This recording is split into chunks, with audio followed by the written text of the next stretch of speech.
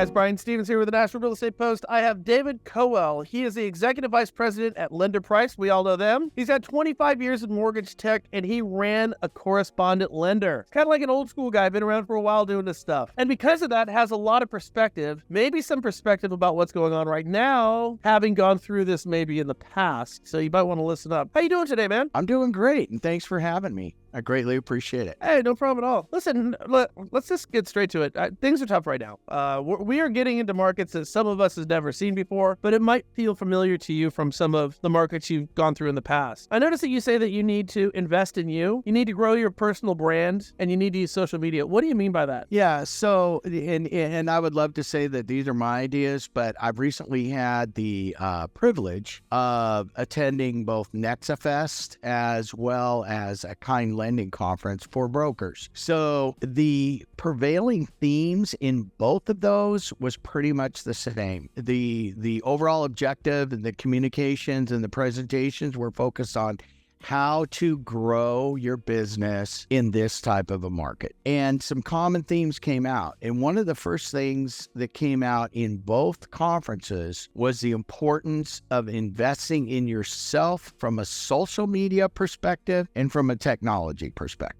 All right. Now, one of the other things that you talked about is expanding your product array. And I think this is kind of the sweet spot of LenderPrice and what you guys do so well over there. And I agree with this too. Listen, when we start to look at the product availability as to where it was a couple of years ago, it's just night and day. And I think a lot of loan officers, this should be kind of baseline, I guess is my point. Isn't it incumbent upon anyone who considers himself a professional loan officer to understand the products? And how does LenderPrice help that? Good question. So there's a couple of things. So first of all, when I say expand your product array, you're going to need to add additional arrows to the quiver, so to speak.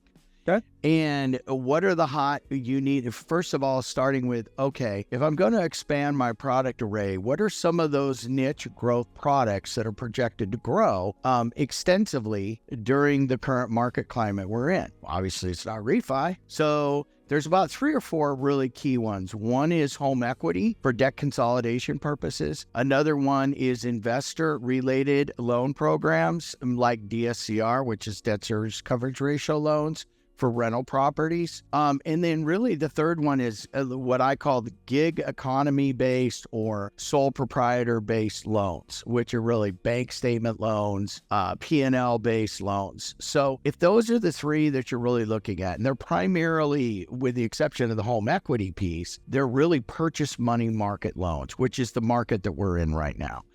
Look, nobody's going to go out there and right now refi a loan if they're sitting at 4%. Okay, current rates are 6 to 7%. That's just the way it is. But people still are in the market to buy houses. And what they know is that if you look at all of the market data, home prices, although they're a little flat for a couple of months, are going to continue to expand. So even if you have to pay a higher interest rate to purchase a house or an investment property, the equity that the price that you'll be able to get that property at today is going to be a lot lower than what it'll be a year from now. So pulling the trigger on a higher interest rate now for a couple of years and refinancing still makes a lot of sense. So I always recommend to the loan officers out there to get out of your comfort zone and expand and become an expert in at least one additional product area. If you had to pick one product that you would be an expert in, what would it be? For me personally, it would be the investment property deals, because the DSCR type loans, meaning purchasing a house, generating rental income. Because I know that where the interest rates are today, if I have the appropriate debt service coverage ratio, I'm still going to not only grow equity in that particular house, but the delta between what I can charge for rent and what I pay for a mortgage is still going to be positive for me. You know, it's a good point too. It's like if you could make a DSCR loan work at this market, can you imagine what happens when rates go down by 3%? Exactly. This just becomes a no-brainer.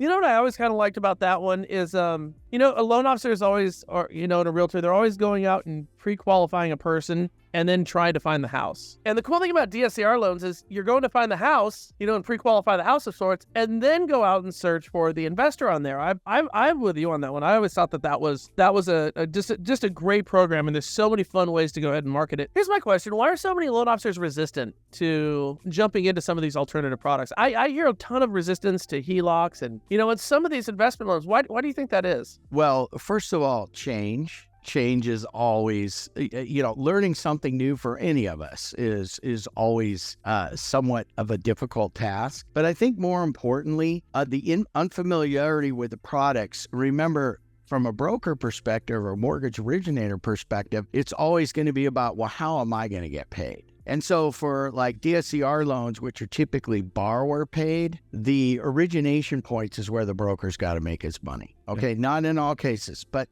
so you've got to work. But remember, you're building up a portfolio of additional people that down the road are going to get loans from you. Okay, so I actually think the misunderstanding with how they can make money off of these different loan types is one of the biggest barriers to learning them. I agree with that. Just absolutely.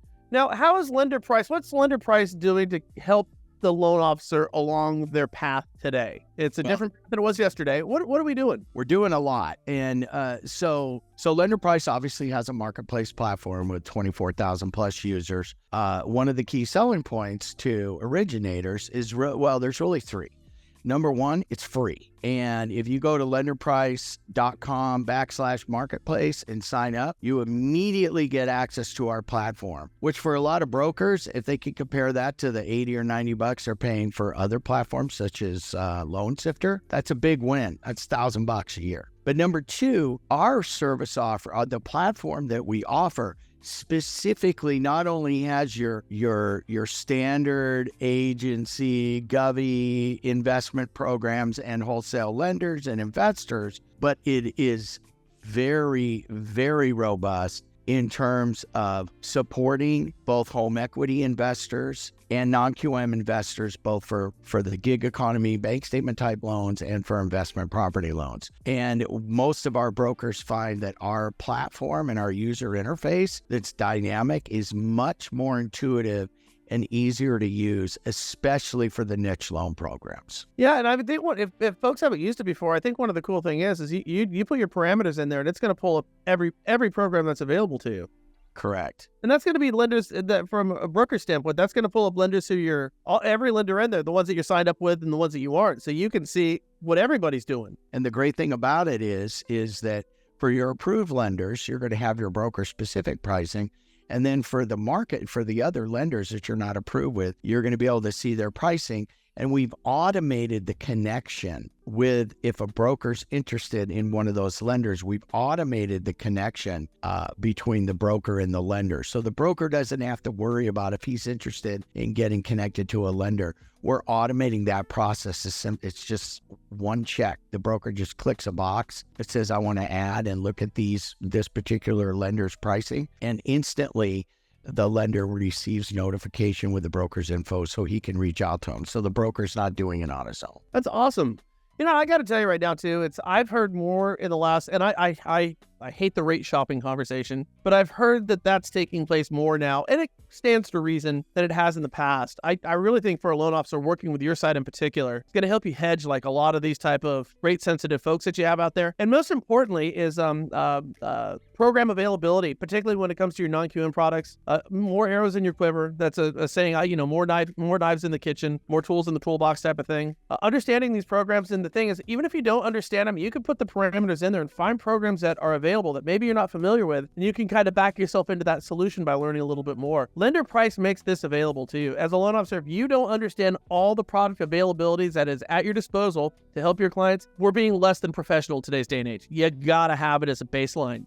I would agree with that. And we have weekly, or actually twice a week now, webinars training brokers. There's a lot of video-based tutorials embedded in the platform. And so we try to make it as easy as possible for the brokers to quickly learn how to price and how to originate some of these non-QM loans. And the last point I'll make is, you talk about rate sensitivity. Well, Rate sensitivity is less of an issue for borrowers looking for non-QM loans because they're there. They already decided they're going to add to their investment property portfolio. They're going to buy a house and rent it out, or they're there to buy a house and they can't qualify for an agency loan. So rate sensitivity is not as severe for non-QM loans as it is for your straight agency loans. See, we're learning something every day, guys. Hey, listen, do me a favor. Right around here, you can go ahead and connect with LenderPrice. Chat with these guys. They're great at what they do. I love the product. I wish they had this when I was doing loans 20 years ago, but they didn't. The technology's made a lot better. But check out LenderPrice. They will help you with your business. And Dave, thanks so much for the time, man. Let's do this. Oh, man. Anytime you want, I'm there. Right on. Thank you very much. Thanks, guys. You have a good day. Thank you.